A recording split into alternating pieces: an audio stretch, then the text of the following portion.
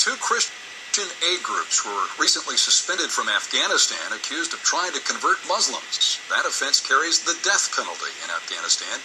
John Waggy reports the accusations are sparking protests. Anti-Christian protesters have taken to the streets in Afghanistan for the third time since the government suspended two Christian aid groups. College students in the northern city of Mazar-e-Sharif shouted anti-American slogans and defended Afghanistan's ban on religious conversions. We want those who have converted from Islam to be punished.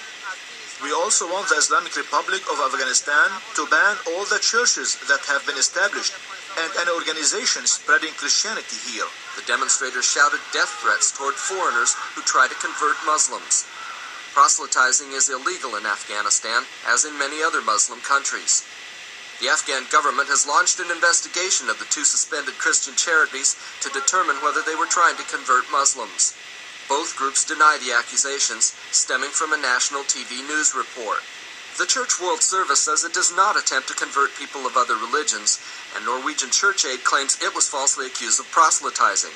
Both have been involved in Afghanistan for the past 30 years, working to improve agriculture, education, and general living conditions.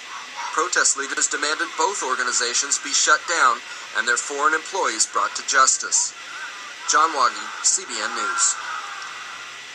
Pat, a lot of Americans are finding it outrageous that American brave soldiers and Marines are giving their lives for this kind of tyranny. I totally agree with you. It's corrupt. They're the biggest purveyors of heroin in the world. We've allowed those poppy field growers to grow their poppies with no restriction whatsoever.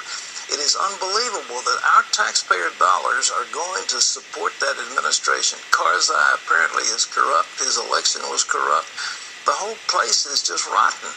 And the best thing to do would be to say, okay, guys, it's yours and get out of here. If the Taliban takes over, good for them. I just don't know what else to do. We cannot continue to waste American treasure and American lives on such nonsense as Afghanistan. The great powers have tried to subdue that country, and they've failed over the centuries. And I just don't think it's going to be any better with the United States. But how would you like your son or your daughter to be killed or wounded in Afghanistan fighting to preserve a Muslim theocracy and a corrupt administration? How would you like that? What would you tell them? Well, you're fighting for the defense of liberty. Nonsense.